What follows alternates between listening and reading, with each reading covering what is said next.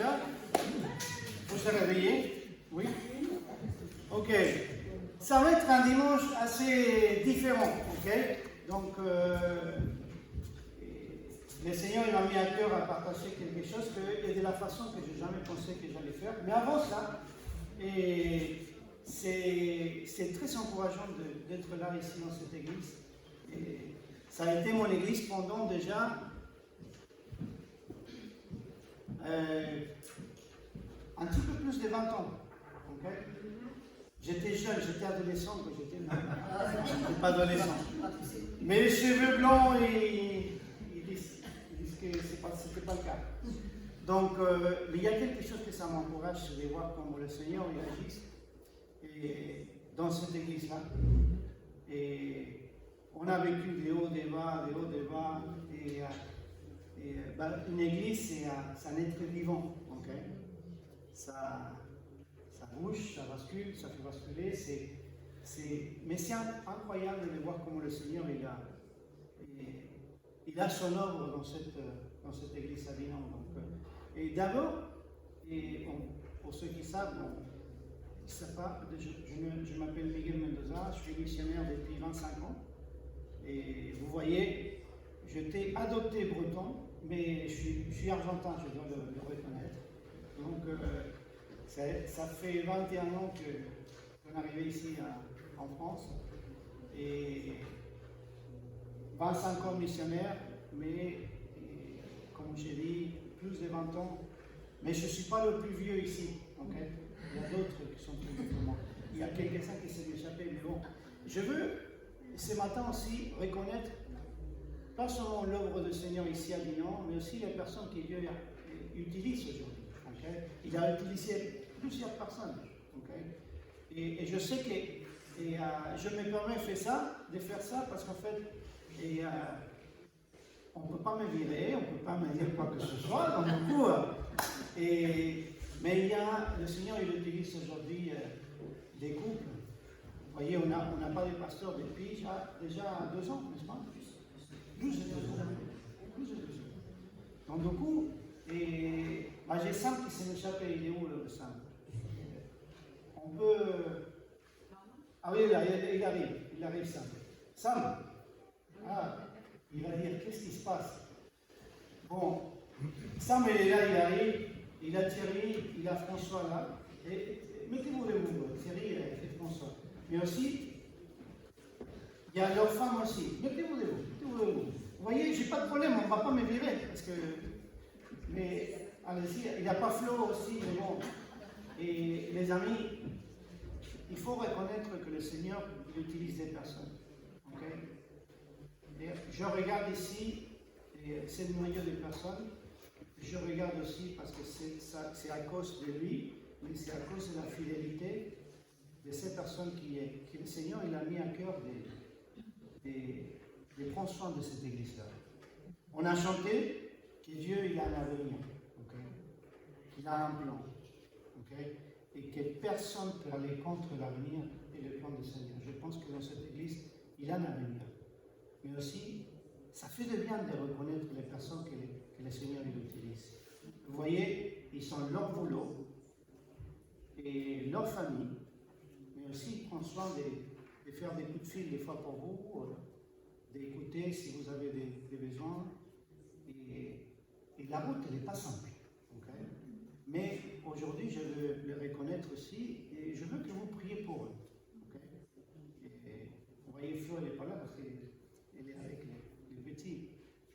Il y a plein de choses qui se passent dans une église, mais eux, ils ont besoin de vous. Okay? Et c'est ça que je vous encourage à prier pour eux, mais aussi à vous investir. Okay? Sinon, ça va être long. Non, mais allez-y. Dieu vous a dit, ça va être un dimanche atypique. Okay? J'avais préparé quelque chose et depuis un petit moment pour vous, et j'avais fait un suivi d'études par rapport à, je pense qu'il y a 4 fois dans la Bible et qu'on parle d'une seule chose. Okay? Et on parle Et Paul, il dit, une seule chose je fais, en oubliant ce qui est derrière, en regardant en avant, je poursuis. Et j'ai prêché par rapport à ça, par vidéo, mais bon. Après, la dernière fois, j'étais ici en avril et on a parlé d'une seule chose, je demande au Seigneur. C'est quoi? C'est d'habiter dans sa maison. Okay? Il y a d'autres une seule chose. Donc du coup, je me dis, ok, et on continue avec les une seule chose. Et aujourd'hui, c'était une seule chose me manque. Okay? Mais en venant par ici, j'ai dit, il y avait quelque chose, je parlais avec Thierry, il dit, le Seigneur, il est en train de parler à mon cœur. Et aujourd'hui, je veux faire ça. Je veux vous partager ce que le Seigneur m'a enseigné. Et ça sera plutôt un témoignage personnel. Et ce témoignage personnel, et j'espère que ça peut vous encourager. Okay? Vous voyez, et normalement, je fais une prédication avec verset par verset dans la Bible. Aujourd'hui, il y a des versets qui m'ont parlé personnellement et dans notre histoire. Et on est marié avec ma femme, on va fêter nos 25 ans de mariage cette année. Voilà. On est encore là. Elle est encore là avec moi. Ça, c'est déjà un miracle. Il faut le reconnaître. Mais on a vécu, comme nous tous, on a vécu des hauts, des bas. Mais il y a quelque chose qui n'a jamais changé. C'est que le Seigneur Jésus, il était là pour nous. Donc aujourd'hui, permettez-moi de vous parler de mon Jésus. Et permettez-moi de parler de mon Jésus et pendant toutes ces années qu'il a été avec moi. Et j'espère que ça peut vous encourager à vous aussi. Okay? Et vous voyez, nous, dernièrement, c'était une année et demie assez spéciale. Okay? On a passé une étape avec un ministère où on servait pendant 25 ans et on passe à notre ministère. Au niveau de notre famille, on a déménagé il y a 1 an et demi en Argentine. On a habité ici pendant 20 ans.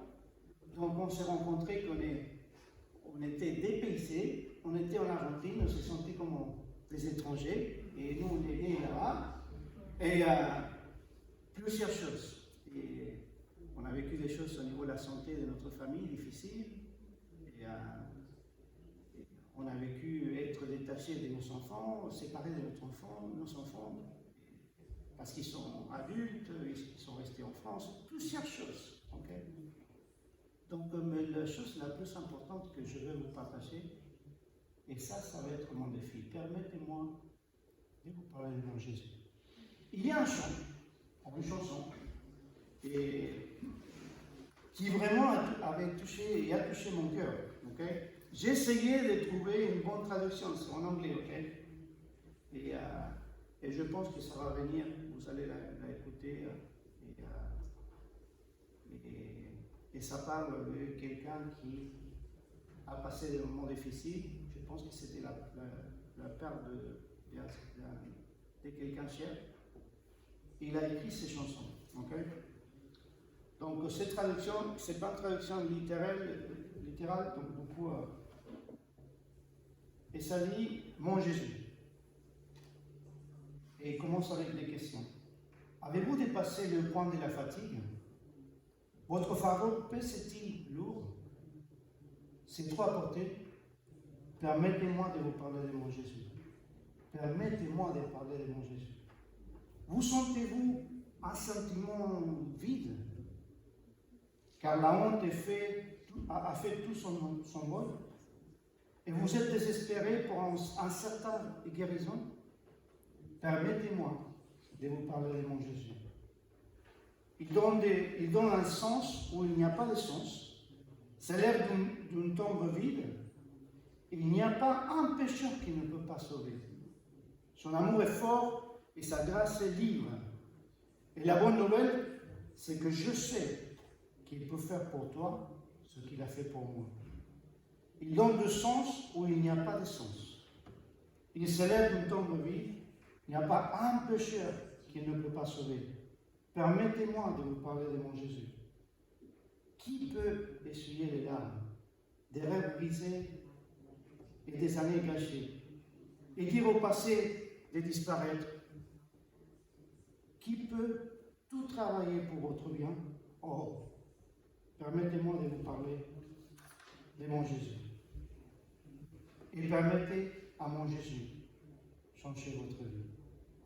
Il fait, ou il donne un sens où il n'y a pas de sens.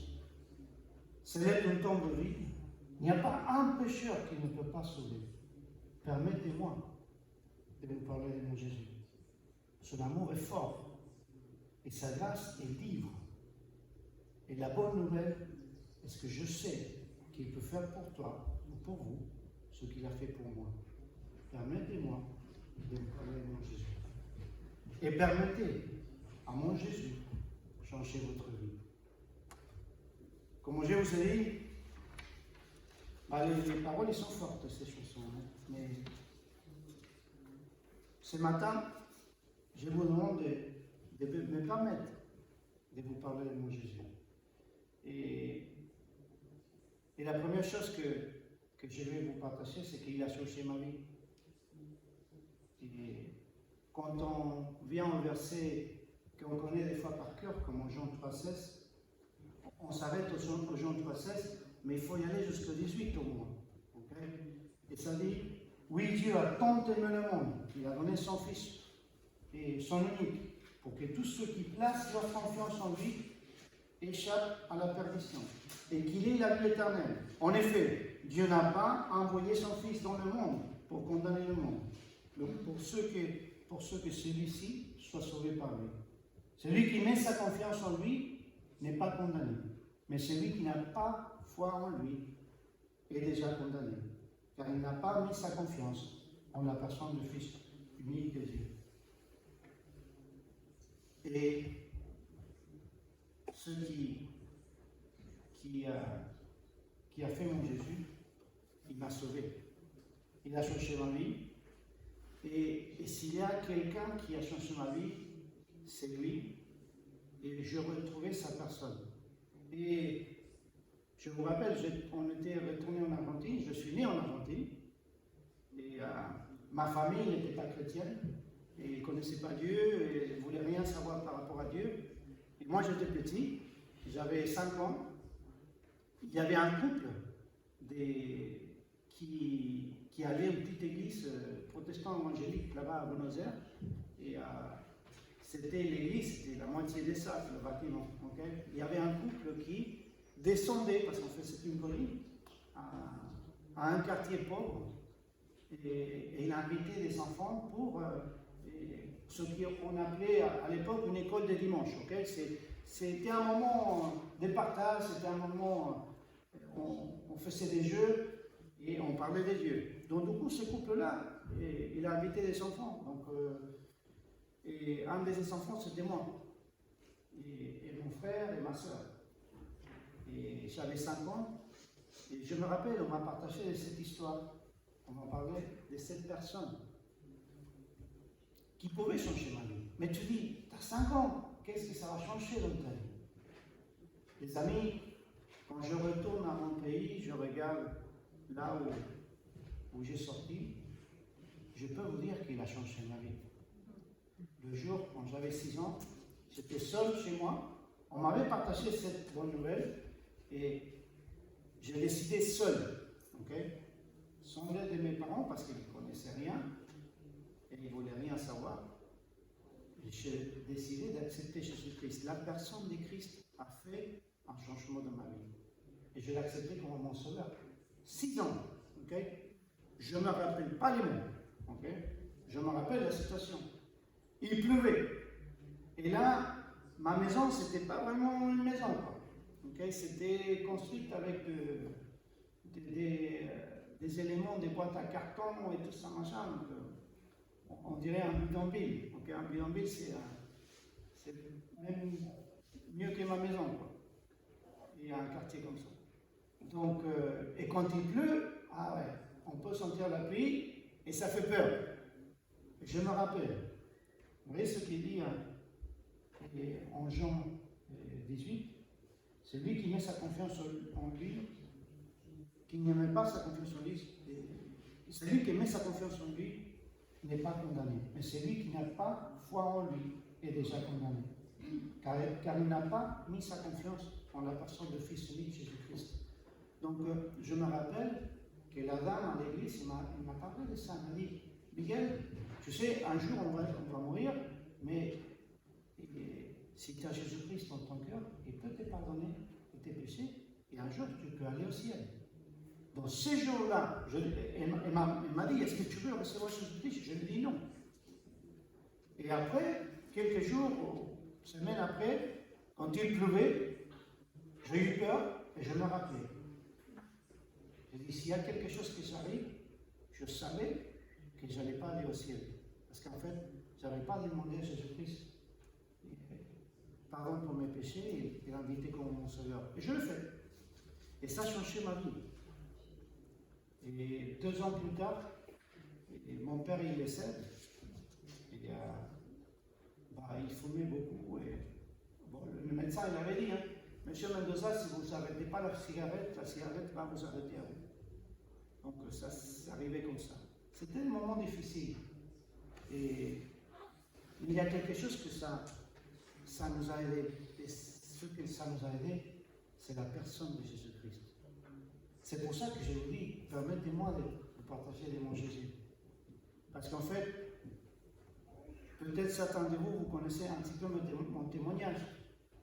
Mais il y a quelque chose dans ce dernier voyage qui a vraiment nous a donné de la joie. Et je voudrais vous partager aussi. Vous voyez, mes parents, mon père il est décédé quand j'avais 8 ans. Et jusqu'à ce moment-là, moi je savais que lui, il ne voulait rien savoir par rapport à Dieu. Et c'est difficile quand on a des personnes qu'on aime et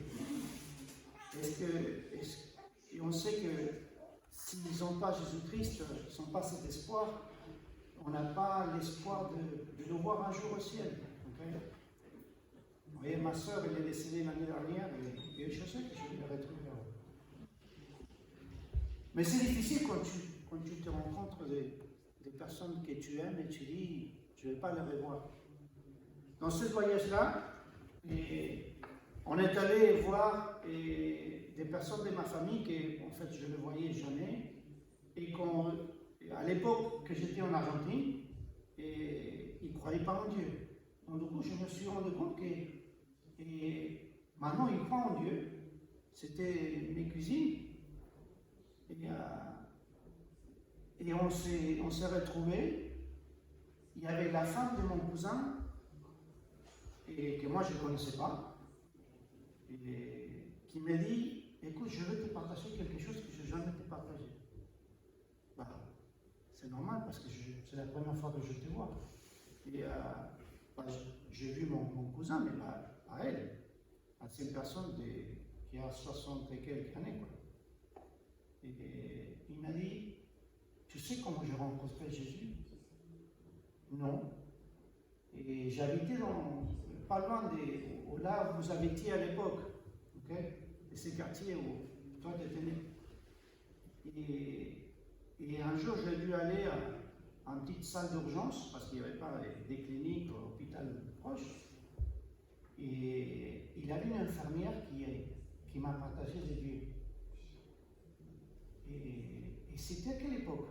Oui, à peu près autant d'années. Ah oui, j'avais 8 ans à cette époque-là. Ouais. Et tu sais, cette infirmière-là, elle m'a dit des choses, elle m'a partagé des choses qui m'ont touché par rapport à Dieu.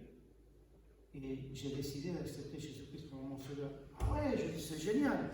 Mais il y a quelque chose en plus.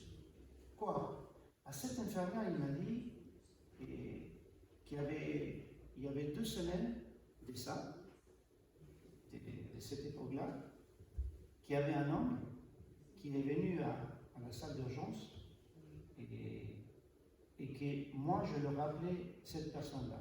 Parce qu'en fait, j'avais les mêmes questionnements que lui. Et lui, il a rencontré Jésus. Et donc, du coup, la dame m'a dit, écoute, il m'a décrit ces personnes-là, et ça a l'air que ça peut être ton père. Donc, du coup, les amis, ça fait des années de ça. J'ai aujourd'hui 48 ans, ça fait 40 ans. Donc, quand je parle, ça fait des frissons. Mais permettez-moi de parler de mon Jésus, parce qu'en fait, lui, c'est la personne qui peut changer ma vie, et ça peut changer la vie de tout le monde. Et ça donne une espérance au-delà de ce que nous, on espère. Donc, vous voyez, ça a été un moment de joie, mais la joie, ça vient seulement de cette personne qui c'est le Seigneur Jésus-Christ. Donc, permettez-moi de vous parler aussi de mon Jésus, parce que lui ne nous abandonne pas. Et comment est-ce que je sais qu'il ne nous abandonne pas? Parce que le jour qu'on est parti, comme a dit François, qu'on faisait partie, on a fait partie de sa famille, il ne nous lâche pas, il ne nous abandonne pas. Okay? Et dans le Psaume 68, verset 6 et verset 7, ça dit « Le Père des orphelins, le défenseur des veuves, c'est Dieu dans sa santé, dans ce centre demeure. Dieu donne un foyer à ceux qui sont solitaires. Il délivre les prisonniers et les rend heureux. Seul le rebelle habite des lieux arides. » Dans le Psaume 27, verset 10, « Même si mon père et ma mère viennent à m'abandonner, l'Éternel m'accueillera. » Et s'il y a quelque chose que je vous demande de me permettre de me partager par rapport à mon Jésus, c'est qu'il ne vous a jamais abandonné. Et il ne va jamais vous abandonner. Nous, on était, comme j'ai dit, 8 ans, on a dû vivre en situation difficile et on a dû déménager. Comme ça, et ma tante elle est venue de loin, des 8 heures de voyage, elle dit pourquoi tu ne viens pas vivre avec nous? Ma mère, il n'avait pas d'espérance et il a dit oui, j'y vais. Nous, on était petits. Et s'il y a quelque chose que je peux vous dire, c'est que Dieu ne nous abandonne pas. On a déménagé à 8 heures de là et on a trouvé une petite église évangélique et moi je voulais y aller. Et mon frère et ma soeur aussi. Moi j'étais le Benjamin. Je suis le Benjamin de la famille. Donc du coup, c'est lui qui est gâté, ok? C'est lui qui, on est dit presque oui à tout. Non, pas tout. Quand même. Et donc, je peux vous dire, le Seigneur, il était toujours là pour nous. Ma mère, elle reçoit Jésus-Christ comme son sauveur 2 ans après que mon père est décédé. Là, j'avais 10 ans déjà. Et on peut voir comment notre famille, il a continué à grandir avec la foi, avec une espérance. Bien sûr, ce n'était pas simple. Et on a déménagé parce qu'on trouvait des maisons. On habitait chez ma tante pour un petit temps et après il fallait trouver une maison, un appartement en location et on a passé de location en location. Et on a trouvé un lieu d'accueil dans cette église-là. Mais le Seigneur, il était toujours là pour nous. Et les amis, s'il y a quelque chose que je peux vous dire de Jésus-Christ, c'est que Dieu, c'est que sa présence ne nous abandonne pas. Il sera toujours là. Même dans les moments difficiles, dans les moments où ça donne l'air qu'on marche seul, on n'est pas seul. Ésaïe chapitre 43, verset 2, ça dit « Si tu traverses des eaux, je serai moi-même avec toi. Si tu traverses les fleuves, ils ne te submergeront pas. Si tu marches dans le feu, tu ne te brûleras pas. Et la flamme ne te fera pas de mal. Sa présence. Et sa présence, ça change notre vie. Et vous savez, peut-être oui, vous ne savez pas parce que vous n'étiez pas là, mais combien de fois dans ma vie, j'ai senti peut-être que j'étais seul. Et même, on se sent seul quand on est entouré des gens. Mais le Seigneur, il était toujours là pour nous. Il est toujours là pour nous. Et il peut être toujours là pour vous. Et je peux vous raconter la quantité de fois que je partais marcher et me promener. Et j'ai pensé que j'étais seul, mais je me retrouvais en train d'avoir une conversation avec Dieu. Entre guillemets, je vous conseille de temps en temps de faire ça, quoi.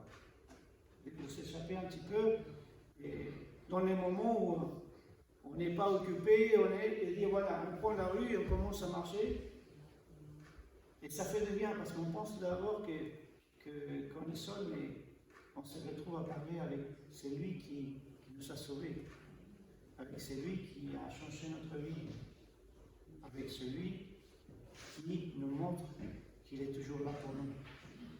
Donc, permettez-moi de vous partager de mon Jésus. Et l'autre chose que ça a touché dans ma vie, c'est quand on parle de son pardon et sa protection. Et dans le psaume 55, verset 23, ça dit « Rejetez ton fardeau sur l'Éternel. Il prendra soin de toi. Il ne laissera pas le juste s'écrouler pour toujours. L'Éternel est le soutien de tous ceux qui tombent. Il relève tous ceux qui fléchissent. » Les amis, quand on trébuche, ou quand je tombe, je sais qu'il peut être là pour me relever. Et je sais qu'il sera là pour me relever. Et dans notre vie, combien de fois on commet des erreurs, on fait des erreurs? Combien de fois, et même des fois sans vouloir, ou peut-être il y a d'autres personnes qui nous font de mal, ils nous font des erreurs. Combien de fois on se sent et dit voilà, waouh, c'est comme si je suis au fond du trou. D'un trou où on ne peut pas s'en sortir. Mais j'ai des bonnes nouvelles pour vous. Même si vous êtes au fond du trou, la bonne nouvelle c'est qu'il y a une seule direction pour sortir. Et c'est vers là-haut. Et quand on regarde vers là-haut, on va retrouver celui qui,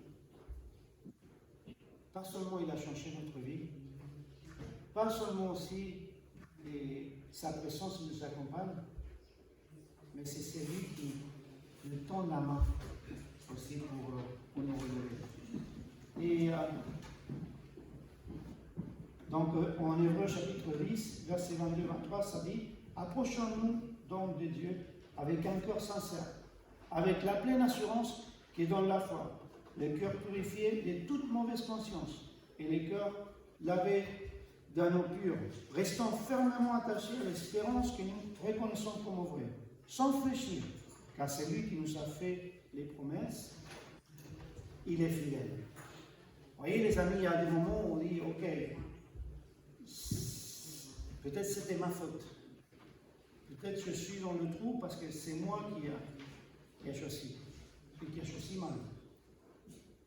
Mais peut-être on est dans le trou parce que quelqu'un d'autre nous a mis dans le trou. Donc quelque part, il faut demander pardon ou pardonner. Mais sans ça, ça va être difficile de se relever. Ça va être difficile de continuer. Vous voyez, je vous ai dit, on a vécu des moments difficiles, des moments... Et je pense qu'un des moments les plus difficiles, c'est quand ma soeur est décédée. le jour même qu'elle se sentait mal, on l'a amenée à l'hôpital. Ma nièce m'envoie en vidéoconférence. Et c'est important les derniers mots des personnes. Okay? Il y a 3 choses que ma soeur m'a dit et il a répété aussi à son entourage. Il a dit je t'aime, il a dit pardonne-moi, et il a dit aussi et laisse-moi voir. Et je trouve ici le mot.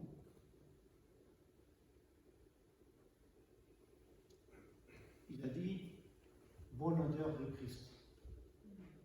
Je t'aime, pardonne-moi, bonne odeur de Christ. Pourquoi bonne odeur de Christ? Et je me pose la question. 2 Corinthiens chapitre 2, verset 15, ça dit nous sommes en effet, ô Dieu, la bonne odeur de Christ, parmi ceux qui sont sauvés et parmi ceux qui périssent.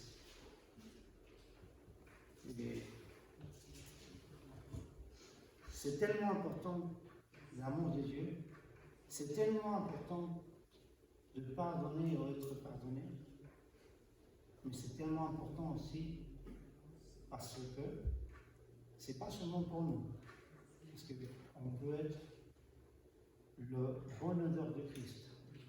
Ça veut dire un témoignage, et le bon témoignage pour ceux qui viennent, pour ceux qui sont autour de nous. Donc, le temps il passe, et permettez-moi de vous parler de mon Jésus et de son plan, et je termine avec ça. Il y a des moments où on se sent qu'il n'y a pas un futur, il n'y a pas une direction. On a vécu des moments de pandémie et où on ne savait pas qu'est-ce que ça allait donner le futur, qu'est-ce que ça allait donner avec notre travail, nos métiers. Et, donc, il faut se rappeler que Dieu il a un plan pour nous. Et son plan, il a créé en avance. Éphésiens chapitre 2, verset 10, ça dit ce que nous sommes, nous le devons à Dieu, car par notre union avec Jésus-Christ, Dieu nous a créés pour une vie riche d'œuvres bonnes, qu'il a préparées d'avance, à l'avance, afin que nous les accomplissions. Donc, ce que nous sommes, nous le devons à Dieu, car par notre union avec Jésus-Christ, Dieu nous a créés pour une vie riche d'œuvres bonnes. Et ces bonnes œuvres, il les a créées en avance. Donc, vous voyez, les amis, il a un plan pour nous. Et même si la vie, il n'y a pas de sens, comme on dit la chanson, ça ne donne pas de sens, avec Dieu, avec Jésus-Christ, ça donne son sens. Et je vous ai dit, ça allait être un dimanche atypique pour moi, mais je voulais vous partager mon cœur.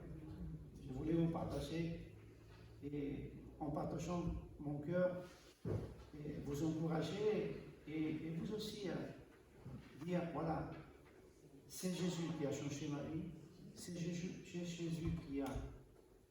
qui m'a montré qu'il était présent, qui était là, qui m'a montré aussi qui me pardonne, qui me protège, qui me montre son pouvoir.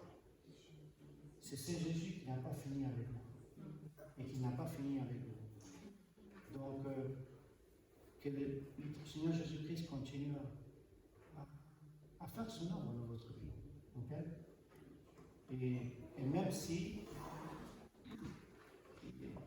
il n'y a pas de sens, laissez mon Jésus-Christ changer votre vie. Que le Seigneur vous bénisse. Prions.